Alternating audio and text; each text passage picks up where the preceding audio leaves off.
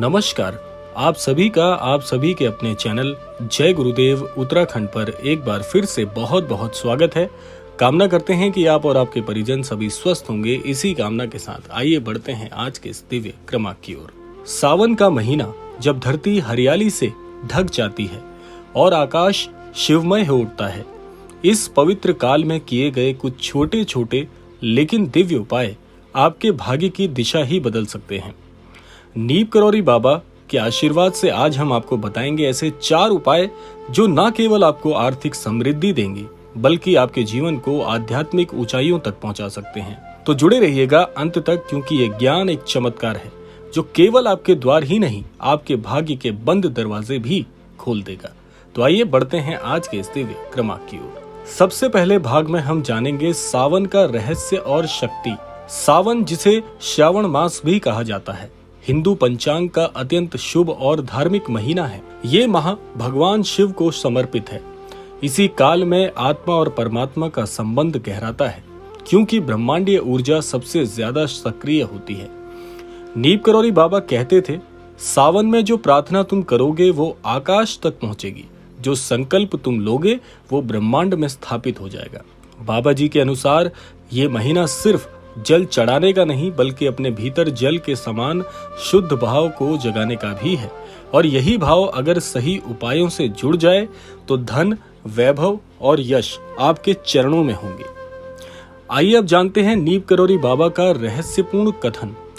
बाबा ने एक बार अपने शिष्य को कहा था कि यदि तू धन चाहता है तो सबसे पहले अपने मन को साफ कर।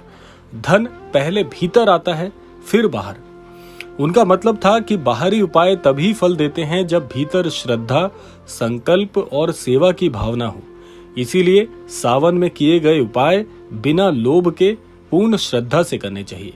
अब हम आपको बताते हैं वो 4 दिव्य उपाय जो सावन 2025 में यदि श्रद्धा और नियम पूर्वक किए जाएं तो वो चमत्कार कर सकते हैं। ऐसा चमत्कार जो आपको एक निराश जीवन से करोड़पति जीवन की ओर ले जा सकता है।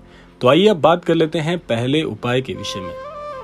पहला उपाय बहुत ही अद्भुत है। महाराज जी कहते थे, शिव वही देता है जो उसके पास नहीं है, पर जब कोई प्रेम से मांगता है तो वो खुद अपना सब कुछ लुटा देता है। हर सोमवार को शिवलिंग पर 3 बेलपत्र चढ़ाइए, लेकिन ध्यान रहे बेलपत्र 3 बातों से पवित्र हो। पहला, फटे ना हो। दूसरा, मंत्र लिखे हो ओम नमः शिवाय।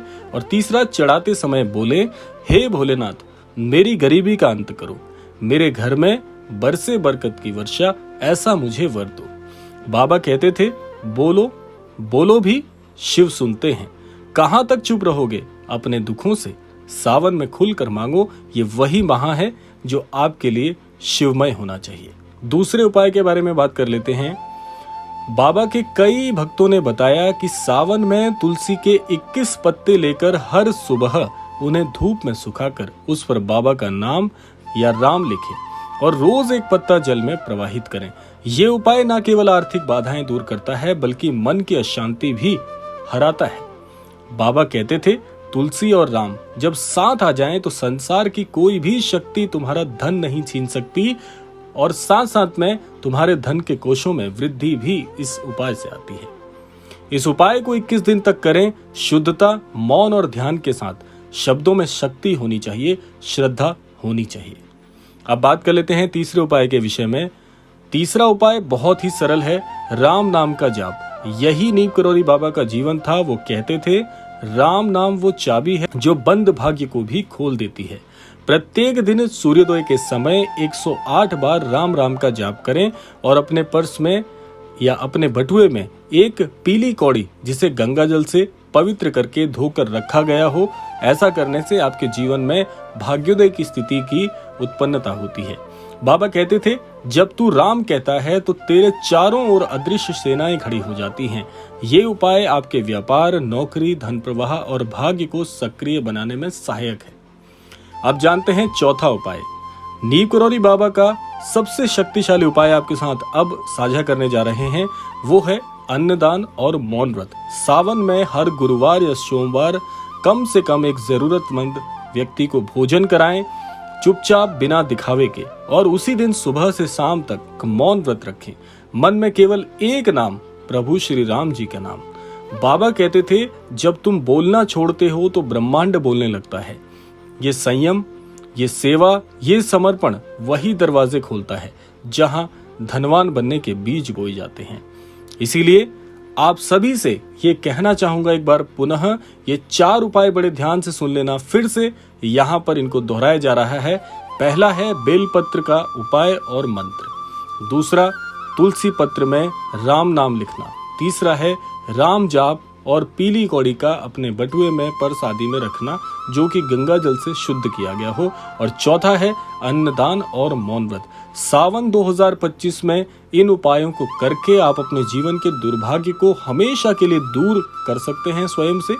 घर में दरिद्रता, गरीबी या स्वास्थ्य से संबंधित परेशानियां अगर चल रही हैं तो ये माह आपके लिए रामबाण कार्य करेगा, क्योंकि ये माह है ही ऐसी परेशानियों से दूर करने के लिए स्वयं को। भोलेनाथ का आशीर्वाद इस सावन माह में बना रहता है। जो भी अनन्य भक्त भोलेनाथ को हृदय से, सच्चे हृदय से पुकारता है, ये माह उसके पूरे जीवन को परिवर्तित कर सकता है। याद रखिए, धन मांगने से नहीं, पात्र बनने से आता है, और बाबा के बताए ये उपाय आपको वो पात्र बना सकते हैं।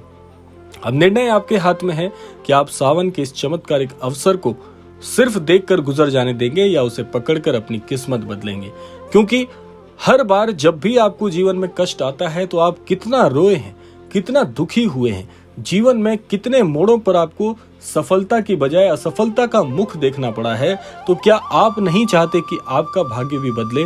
क्या आप नहीं चाहते आपकी गरीबी भी दूर हो? क्या आप नहीं चाहते कि आप भी उत्कृष्ट पदों को प्राप्त हो? तो ये सब कुछ सबके लिए बना हुआ है। ये सृष्टि कभी भेदभाव नहीं करती। ये सृष्टि सबको सब कुछ देना जानती है, बशर्ते आपको लेना आता हो। इसीलिए महाराज जी कहते हैं, जो सच्चा पात्र है, जो सुपात्र है, उसके लिए सब कुछ सुलभ है। लेकिन अगर आप सच्चे पात्र बन ही नहीं पाए या बन ही नहीं पा रहे हैं तो ये सब कुछ आपको कैसे मिलेगा, क्योंकि आप उसके लिए उचित पात्र नहीं हैं। इसीलिए सारे उपाय आपको सुपात्र बनाने के लिए हैं, आपको उस ऊर्जा से जोड़ने के लिए हैं, ताकि आप भी ऐसे लोगों की गिनती में आ पाए जहां पर आज केवल गिने चुने लोग बैठे हैं। इसीलिए सब कुछ आपके लिए उपलब्ध है, बशर्ते आपको सच्चे हृदय से ईश्वर को पुकारना आना चाहिए। महाराज जी का कृपा पात्र आपको बनना चाहिए। इसीलिए कहा जाता है कि जो महाराज जी की शरण में आ जाए वो महाराज जी का ही हो जाता है, और फिर महाराज जी जानते हैं भली भांति कि कैसे उसका भाग्य उद्धार होगा, कैसे उसकी भाग्य की परिवर्तन की प्रक्रिया प्रारंभ करनी होगी। इसीलिए महाराज जी के पास आए, महाराज जी से आप कुछ भी मांग सकते हैं, महाराज जी सब कुछ देने में सुलभ है। तो ये था आज का अद्भुत क्रमांक। आशा करते हैं क्रमांक आप सबके लिए फलदायी हो। इसी कामना के साथ समय आता है विदा लेने का, और विदा लेने से पूर्व समय है रोजाना की प्रार्थना का। यही प्रार्थना करना चाहूंगा कि श्री महाराज जी सभी को सन्मति और सद्बुद्धि की प्राप्ति कराएं, और इस संपूर्ण सृष्टि का, इस संपूर्ण लोक का कल्याण हो। इसी कामना के साथ विदा लेते हैं। मिलते हैं अगले क्रमांक में। तब तक के लिए जय श्री राम, जय गुरुदेव, जय उत्तराखंड।